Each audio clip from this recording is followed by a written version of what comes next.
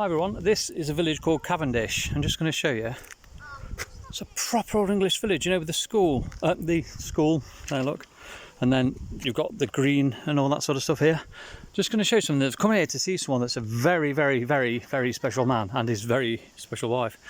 This is a place called Cavendish in Surrey, okay? Just close the gate. Right, I've wanted to see this man for a very long time. I was fortunate enough to meet his son Jeremy and his daughter Elizabeth 2018 at the 75th anniversary of the Dam Busters raid with a lot of the other Dam Busters veterans. One was the wife, Vera Goodale. I've seen her husband's grave, and the sons and daughters of Dam Busters gods, okay, including I met John Maltby as well. His dad was David Maltby, who survived the Dam Busters raid but then died later in the war. Is basically Guy Gibson's right hand man. But anyway, so I'm here to see the grave of a very important man, okay. This man, after Guy Gibson, is my hero. I've got two of my biggest heroes: Guy Gibson, VC, DSO and bar, DFC and bar, Order of Merit, and I've got this guy. This guy has also got the Victoria Cross. He's got the Order of Merit. He's got the DSO and 2 bars, which means he's got 3 Distinguished Service Orders. He's got the Distinguished Flying Cross, and he was mentioned in dispatches. Very, very important man, right? And I'm really, really annoyed because the grave is absolutely disgusting. I'm really annoyed about this because this man he's up there with the gods, honestly. I've brought a memorial candle. I'm just going to check it's still working, still running. Let me just check. But this grave, yeah, still working. This is the grave. I don't know how well you can read this. Look at the state of this. I'm off on one, I'm sorry. This, let me read it to you. In ever-loving memory, I don't know if you can see this, in ever-loving memory of our adored husband and father, Leonard, Group Captain Lord Cheshire, VC, OM, Order of Merit, DSO, DFC, it's actually got 3 DSOs, born 7th of September 1917, died 31st of July 1992, and his beloved wife, our much-loved mother Sue, Baroness Ryder of Warsaw, CMG, that's the Cross of St Michael and St George. That is basically like a bravery thing for non-military, because she was a volunteer in the SOE, Special Operations Executive. She volunteered to basically be a spy and get sent to Belgium or Holland or France and risked everything, okay? And OBE, born 3rd of July 1924, died 2nd of November 2000. My memorial candle is still going at the minute. I don't know if you can see that. I'm going to leave that here. Right, this is disgusting, honestly. I'm on a bit of one there. But look at that. I'll tell you a little bit about Leonard Cheshire and Sue Ryder, okay? So Leonard Cheshire was the youngest group captain in the RAF, and he's one of the most highly decorated pilots. He actually was made group captain at 24 years old. He was on This Is Your Life. He featured on This Is Your Life. In 2002, there was a poll of 100 greatest Britons, and he came in at number 34 of the 100 greatest Britons ever. He had a really interesting life. He got, unlike most of them, he got, most people get the Victoria Cross for one act of outstanding valour, okay? Cheshire got it on his 100th mission. He'd done 100 operations. A normal tour was 30 operations. Most people didn't survive 30. If you survived 2 tours, you're incredibly lucky. He survived over 3 tours. After 100 operations, he was stood down alongside Les Munro, Mickey Martin and Dave Shannon, who were the Dam Busters pilots, because they decided he'd done enough of his duty. But Cheshire was just such an incredible man, Leonard Cheshire. In 2019, his local school in Stoke built a new building for a girls' school, and that is named the Cheshire Building. They built one for the boys as well, which is named Winston, after Nicholas Winston. If you've ever seen the Esther Ransom programme, where there's a guy sat in the audience and he's surrounded by people, just an old man, and she says, "Stand up if you're alive because of this man," everybody stood up. He rescued hundreds and hundreds of kids from getting sent to concentration camps and stuff. If you Google Nicholas Winton, it will come up. But Leonard Cheshire was absolutely amazing. In France, he dropped a marker on an aero engine factory, right? This was at night, okay? So at night, the Lancasters were flying at 16,000 feet, okay? He flew down and marked the target. He dropped the marker flare on the exact building. The problem was, the building was full of French workers. It worked 24 hours a day. It was surrounded by the homes of the French workers, and he was told under no circumstances was he allowed to hit the homes. He could destroy the building, but nothing else. So he flew down, dropped the flare on the roof of the building, a direct hit, lit it up like daylight. Then all 617 squadron came in, one after another, bombed it, completely flattened the building, destroyed it completely. And there was only one casualty, and that was just an injury, and that was a French lady who rushed back in to try and save a bicycle of all things. But what he did, he dropped the flare on the roof, okay, and he flew a Lancaster. Bear in mind, a Lancaster's 26 feet high, okay. He flew a Lancaster at night several times over this factory.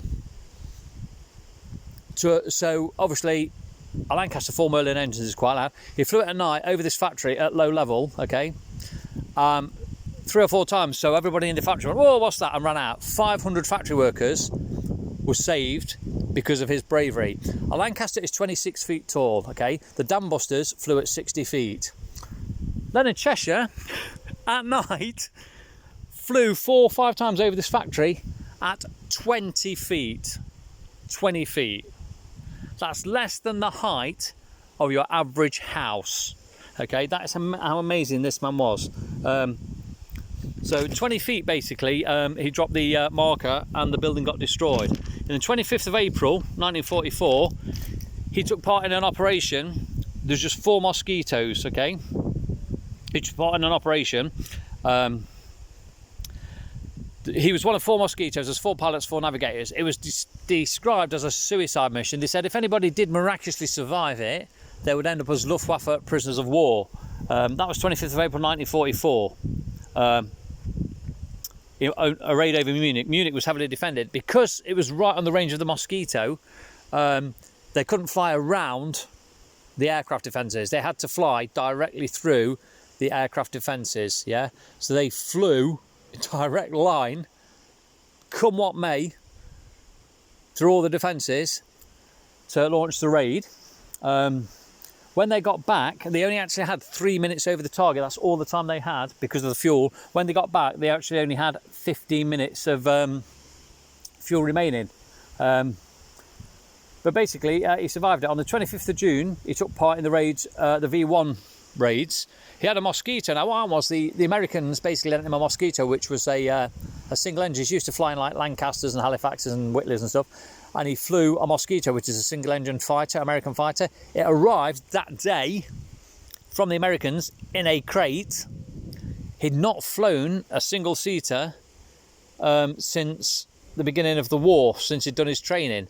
They put it together, they put this Mosquito together, didn't even test fly, couldn't navigate, but he said, I'll do it anyway. So basically what he did, he jumped in the Mosquito with no air test, fueled it up, away he went to be the target marker, the master bomber, the target marker. Didn't have a navigator, so what he had to do, he had to talk to a couple of navigator pilots and they actually had to plot him a course. And that was successful. His attitude, I love his attitude, okay? His attitude was, if you spend too long thinking about something, you're going to have doubt. Leonard Cheshire's attitude was, let's just crack on and do it. Get it done. Whatever happens, we'll deal with it. Kind of lived on his wits a little bit. Absolutely amazing. He stood with Norman Jackson. Norman Jackson is one of the other 6 Victoria Cross holders that's buried in the UK. There's 27 Bomber Command Victoria Cross holders. Only 6 are buried in the UK. Some have no known graves, etc. But the 6 in the UK. Leonard Cheshire is one of the 6. Another one is Norman Jackson. Norman Jackson is buried in London, Twickenham. Supposed to be going to see him. Norman Jackson, this is really interesting, bear with me. Norman Jackson had an aircraft on fire. He took a fire extinguisher, put it in his jacket, 20,000 feet over enemy territory, pulled his parachute out. His comrades grabbed hold of his parachute. His crewmates grabbed hold of his parachute. He jumped out with the intention of trying to put out the fire. Now, as soon as he got out into the wind, his extinguisher got blown away, basically. It was stuck on the wing. He was getting battered by fire. And so his crewmates had to let him go at 20,000 feet. His hands were on fire, his face was on fire. It got really badly burnt.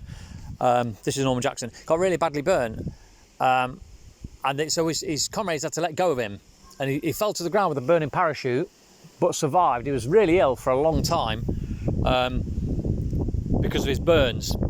And basically, Norman Jackson and Group Captain Leonard Cheshire here, they both stood to collect their medal at the same time, their Victoria Cross. Now, when that happened, they were presented to the King, and it has to go in order of rank. So Group Captain Cheshire had to go first, because Norman Jackson was a flight lieutenant, I do believe. So basically what happened was, Leonard Cheshire said, this man is more worthy of the Victoria Cross than I am. This man must go first. Which was completely against protocol, and they couldn't do it. The King still had to award it to Leonard Cheshire first. But Norman Jackson said he never forgot that act. That was just how down to earth he was. Also, obviously, Leonard Cheshire was 617 Squadron. After Guy Gibson died, and then he had Holden and Pickard and a few others, Mickey Martin temporarily, he was the officer commanding 617 Squadron. Now, I spoke to Johnny Johnson, the last surviving dambuster, personally, and he said to me, Leonard Cheshire was the best commanding officer he ever served under. Completely different to Gibson. And he said Leonard Cheshire made a habit of knowing the name of every single man in his squadron, whether an air crew, ground crew, cleaners, everything. Every single man, he deliberately learned their names and used to stand and chat to them, so they all felt as part of one team. Absolutely incredible man. Now, what's really interesting, he was an observer. When they did the Nagasaki bombing, he was actually in a B-29 as a British observer, so we actually watched an atom bomb being dropped. There's not many men that can say they've actually seen an atom bomb dropped. Now, what's really interesting is his wife. Let me just see this. So it says Baroness Ryder of Warsaw, our much loved mother Sue. Her actual real name was Margaret Sue Cheshire. Well, I wasn't Cheshire originally, but obviously Cheshire. She was an SOE volunteer. She founded the Sue Ryder Trust. So when you look at the Sue Ryder shops and stuff, she founded the Sue Ryder Trust. She's got the CMG, which is the Order of St Michael and St George, awarded for extraordinary non-military service in a foreign country. After the war, they set up Cheshire homes for kids with disabilities and all this sort of stuff. How it all started was Leonard Cheshire was approached by someone from the war, a pilot, aircrew from the war, who was ill, and said, look, I've got no money, I really need help, I'm not very well. And that's how they all started with the Cheshire Care Homes. They do have the Cheshire Care Homes and the Sue Ryder Trust, the Sue Ryder Care Homes. Now, what is really, really interesting about this, okay, sorry to waffle, don't care. This man is pretty much as close as you're going to get to God. Absolutely amazing. One of my all-time heroes, and look at the state of it. Anyway, so I'm just going to show you a little something now. So when you look around here, okay, we're looking here, right? Victor Kadlec, okay. These won't mean anything to a lot of people, okay. Jan Vavrin, I want to say. Look at the dates of birth. So 1922, 1911, Stanislav Baginski, okay. Here's where it gets interesting, okay. Here's another one. That was 17th of May. 1891 to 1972, right? Now look at these, right? Right, here we go. I can't even pronounce this, okay? So that says Warsaw, 17th of October 1970. I can't read that. Right, but I'm just going to bear with me. So these people ended up in the care of Sue Ryder and Leonard Cheshire after the war. These people, I'll just say this again, just so people listen. These people are Holocaust survivors, okay? These survived Auschwitz, Ravensbrück, Belsen, Dachau, various other ones, okay? And after the war, when they needed help, it was Leonard Cheshire and Sue Ryder who are the ones that took them in. Here's another one. Now look at this, okay? Captain, I'm going to call him Captain because I can't pronounce that. Courageous survivor of Auschwitz, Buchenwald, Dora, Belsen. Everyone's heard of Auschwitz and Belsen. There's some more here. I'm just going to show you some more. So all these people were survivors of the Holocaust, so concentration camp survivors, okay, so the horrors they went through, and when they come out, there was no one to help them. But Leonard Cheshire and Sue Ryder, they did. Look, my candle's still burning. I'm so proud of this. Look at that. Look at that. This man, one of my all-time heroes. And here he is. All the stuff is done. Everywhere he's been, everything is done. Youngest group captain, one of the most famous pilots in history. Absolute legend. Victoria Cross recipient. And I'm here right now at his grave, with the grave of his wife, who was a spy, basically, an SOE agent. She will get shipped in and try and sabotage everything. If you got caught as an SOE agent, you are not going to have a very nice life, especially as a woman, and you're going to be extremely lucky to survive it. Absolutely amazing. Now look at this. Right, look at this. I can't pronounce this, right? That's Zofia. I'm going to call her Sophia, right? Because it's easier. Sophia. Right, blah blah blah blah blah blah. Poland, right? 20th of the 8th, 1970, in Cavendish, which is the village we're in now. Look at this, survivor of the Ravensbrück concentration camp. Okay, now let me show you this. Look at this. I'm sorry, I'm waffling, but I don't care. Right, the colonel of the Polish army. Okay, this one's a colonel of the Polish army. Zaremski. I'm going to say that's Vincent Zaremski, okay? Colonel of the Polish army. Decorated Virtuti Militari, that is the VC, that is a Polish equivalent to the Victoria Cross. So you've got Leonard Cheshire here, okay, who's got the Victoria Cross. Survivor of Ravensbrück concentration camp. And then the Colonel of the Polish army, who has the Polish equivalent of the Victoria Cross, okay? Gold Cross of Merit, Distinguished Service Order, Defence Medal, Legion of Honour, Croix de Guerre, born 8th of March 1897, died 7th of September 1966 at Sue Ryder home. That's Sue Ryder. Sue Ryder and Leonard Cheshire. So all these people here, all these crosses, all these ones that look like this, probably Dabrowski as well, all these, okay, are here because Leonard Cheshire and his wife took care of them. Look how many, they're literally surrounded by the people whose lives they helped after the war. People have been through horrendous things in a concentration camp. Okay, so you've got Leonard Cheshire, VC, Order of Merit, 3 Distinguished Service Orders, Distinguished Flying Cross, among other things. Absolute God, okay, absolute God, right? Next to Ravensbrück concentration camp victim. Next to a bloke that's got the Polish equivalent of the VC, among loads of other awards. Alongside an Auschwitz and Bergen-Belsen survivor, okay, and other people that have also survived Bergen-Belsen and Auschwitz, right, okay, there's loads of them here,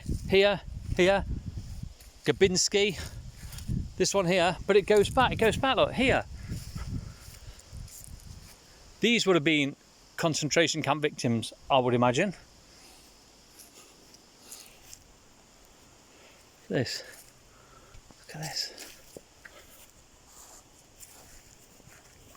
Commander Victor, I'm not going to pronounce that, don't do Polish, right? It's all skis and scoffs and scuff. Edward Figelski, born 11th of October 1899, died 26th of June 1990. Courageous survivor of, don't you see that? Pawiak, something else, Dachau and Dachau concentration camp. That says Flossenburg. I don't even know all the concentration camps, I really should, I'm very sorry. But look at this, absolutely amazing. And all these people that survived the concentration camps, the horrendous torture, the starvation, the beatings, the disease, the ill treatment that saw so many people die, are all here because after the war, my hero here and his wife took care of them. I cannot stress how important these people are to the lives of a lot of people. Leonard Cheshire, absolute God, it's absolute pleasure just to be here.